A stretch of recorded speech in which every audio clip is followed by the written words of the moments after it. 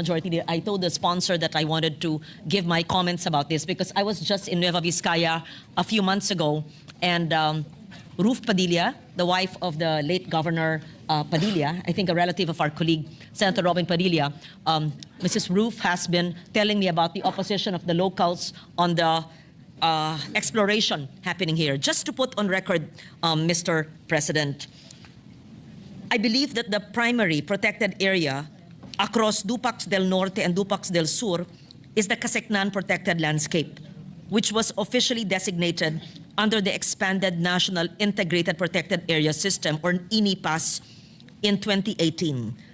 If I'm not mistaken, I was the principal author of this measure, and Senator Cynthia Villar was the sponsor.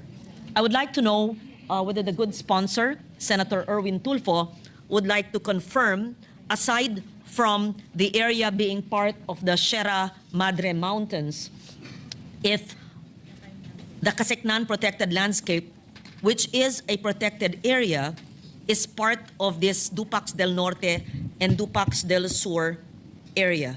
Because that is the information I have, Mr. President. I believe so, Mr. President, but I still have to be sure. I have to check our records, and I have to confer with the local government, particularly the provincial governor of the province, Mr. President. Yes, I just wanted to put that on record. The exploration site also sits near, aside from the Casecnan Protected Landscape, and also in the Dupax Watershed Forest Reserve. And the locals, the protesters, have been reporting illegal tree cutting, the muddying of rivers due to the road construction for drilling equipment. I know for a fact, and I would like to ask a sponsor, whether the local indigenous groups in the Diocese of Bayongbong have also asserted that this area is indeed ancestral land and a vital watershed for the local indigenous peoples, as mentioned by our colleague, Senator Padilla. Mr. President, some of those who were in the protesting this are members of the indigenous group who were there, who were also dispersed by police authorities, and most of them are farmers and residents of the area. Ang kailang reklamo, Mr. President, ay ang patuloy daw po na exploration at wala pong pagsangguni sa kanila, at nararamdaman na po nila na may mga violations. There are violations, tama po kayo, yung pagputol po ng mga kahoy, drilling na nagiging putik yung kanilang mga ilog, Mr. President. So panggamba nila na pag nagtuloy pa po ito, baka mas malala pa, mas marami pang punong kahoy ang mapuputol at mas marami pang mga kababayan na maapektuhan. Hindi lang ang mga indigenous, kundi pati ang buong komunidad ng Dupax, at hindi lang po sa Del Norte, kundi sa iba pang mga lugar. Thank you, Mr. President. Since this is simply exploration, it still needs a permit. May I know whether it was part of your speech on the role of the DNR, whether the DNR actually allowed the permits to be granted for exploration, and how could the DNR grant this despite vocal local opposition to this? How is it possible? Maski ayaw ng mga lokal, ay nabigyan ba ho? Opo, Mr. President, that's the reason why we want it. We're filing this motion para po maimbestigahan ng ating local government committee on local government, kasama po ang environment, committee on environment, dahil ang inamin naman po na may si Geosciences Bureau, nabigyan po nila ng permit nang wala namang, at sabi po ng LGU ng sangguniang panlunsod ng Dupax del Norte, ay wala silang ikang approval, maging ang mga barangay areas na kung saan nagsasagawa ngayon ng exploration, they were not consulted too. So several barangays, including the sangguniang bayan of Dupax del Norte. I'm confused, Mr. President, because the Mines and Geosciences Bureau, per your speech, confirmed giving them an exploration permit. But I am told that the Sangguniang Bayan, the Municipal Council, issued a resolution condemning the exploration activities. So how can a national government body and the AMB of the DNR issue a permit when even the own SB of this town in Nueva Vizcaya is aligned with the protesters? So hindi ko po, siguro dapat natin tawagin kaagad ang DNR kung paano sila makakapagbigay ng permit sa eksplorasyon kung mismo ang Sangguniang Bayan ay hindi sumasang-ayon. sana po ang boses ng mga tao kung sa sanggunian pa lang ay hindi na po sang-ayon? Sino kayang nakausap nila? That was part of my privilege of speech, Mr. President. The people were not consulted, particularly the local government unit of the Dupac del Norte municipality. Last August 26, 2025, the Sangguniang Bayan of Dupac del Norte, Mr. President, issued Resolution Number 109, Series 2025, calling for the immediate investigation and possible cancellation of the exploration permit. Ang ibig pong sabihin, Ginoong Pangulo, nabigyan po ng MGB ng exploration permit ang naturang foreign company na binabanggit din po ni Senator Padilla na sinasabi raw po, hindi niya rin alam kung saan nakakuha ng exploration permit o paano nabigyan. Kaya nga po, ang sinasabi po, at ang mayor na po ay lumapit sa aking tanggapan, dahil hindi na po sila napapansin, gusto po nila na makialam po ang Senado para hindi na po itong maulit pang muli. Allegedly, a certificate of public consultation was issued by the local government. However, this was denied, Mr. President, by the Sanggunian. Nakipag-meeting lang po sila but they did not grant the request.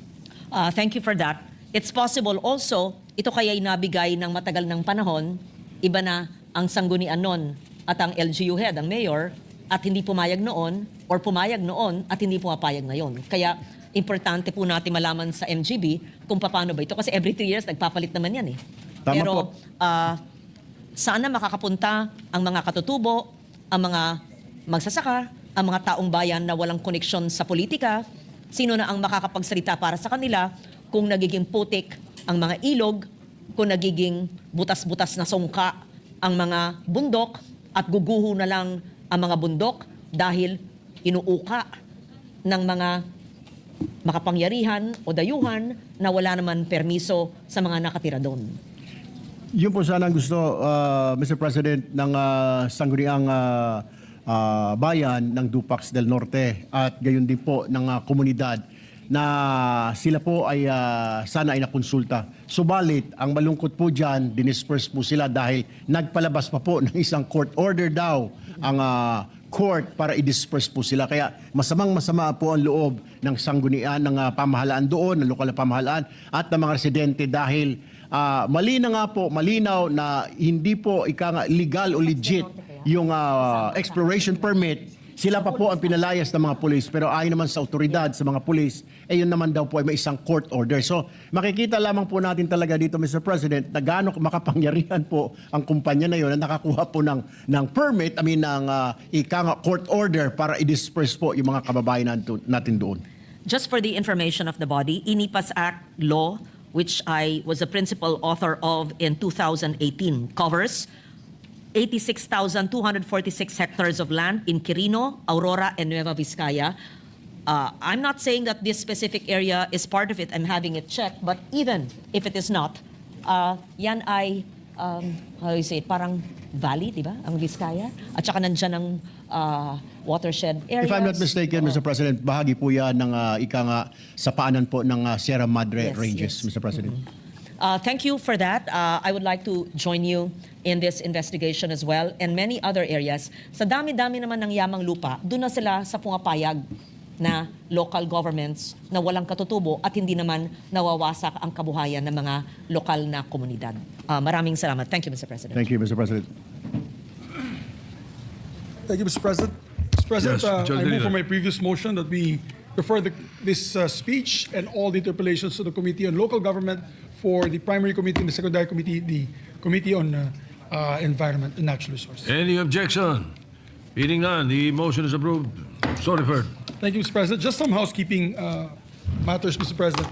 With the consent of the body, upon consultation with the chairperson of the Committee on Public Services, I move to change the primary committee referral of Senate Bill number 63, the amendments to the PIRA Act, from the Committee on Public Services to the Committee on Energy, and to make instead the secondary referral thereof to the Committee on Public Services and Finance. I so move, Mr. President.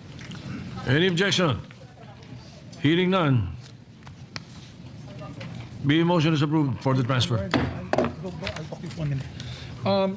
Also, Mr. President, pursuant to Section 110 of Republic Act 12009, or the new Government Procurement Act, I move that the Senate President's appointments of 2 members of the Senate panel of the Joint Congressional Oversight Committee on the new Government Procurement Act. I so move, Mr. President. Any objection? Hearing none, pursuant to Section 110 of Republic Act 12009. The presiding officer recognizes the following members by, the chairman recognizes the following members by position and appoints the following two members to the Senate panel of the Joint Congressional Oversight Committee on the New Government Procurement Act. Senator Sherwin Gatchalian as chairperson of the Committee on Finance, Senator Francis Pangilinan as chairperson of the Committee on Constitutional Amendments, and appointed members Senator Joseph J.B. Ejercito and Senator Rodante Marcoleta for the minority. So appointed. Thank you very much, Mr. President. Mr. President, I move that we elect Senator Erwin Tulfo as chairperson of the Committee on Foreign Relations, Vice Senator Amy Marcos. I so move, Mr. President. Any objection? There being none, Senator Erwin Tulfo is elected. May we recognize the former chair, Senator Amy Marcos, for manifestation. Senator Amy Marcos is recognized.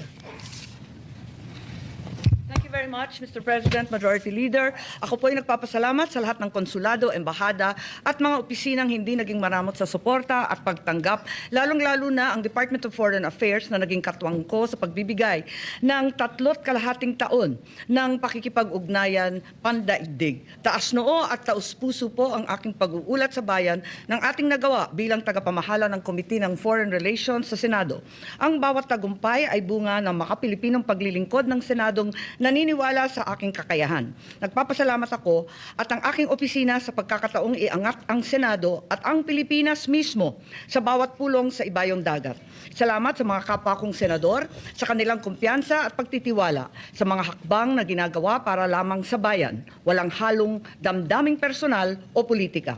Nagtrabaho at nagtagumpay tayo, hindi kailanman nagpakabog sa bawat ganap saan mang sulok ng daigdig sa loob ng 3.5 taon. Ang inyong lingkod ay nahalal bilang kinatawan ng IPU sa UN, sa United Nations, noon sa Geneva, Switzerland, para sa pulong ng Asia-Pacific at napili rin bilang Secretary General ng Asia-Pacific Parliamentarians on the Environment sa Seoul, South Korea. At ating kinumbida pa sa Pilipinas silang lahat sa Hunyo. Gusto ko pa rin ipakilala ang ating dalawang batas, the groundbreaking Loss and Damage Fund Board Act as well as the Code, the new Philippine Passport Act that was passed by your committee. A total of 13 treaties were ratified under our watch.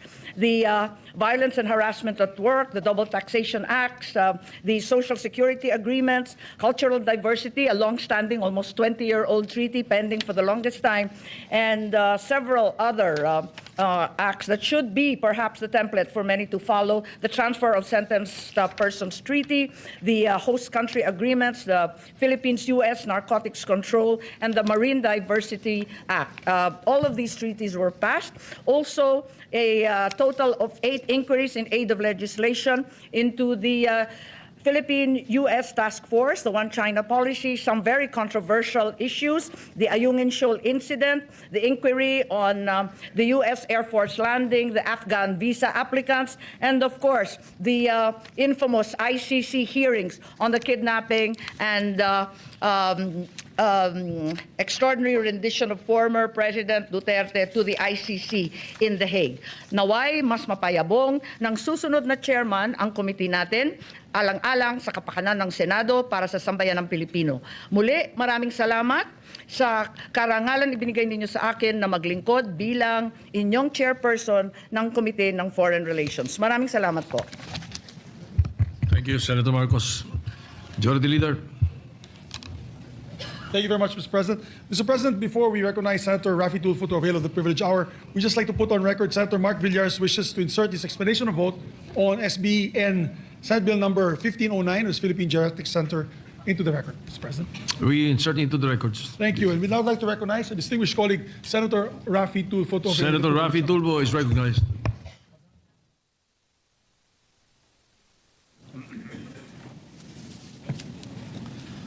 Thank you, Mr. President. Distinguished colleagues, I speak before you today on a matter of personal and collective privilege.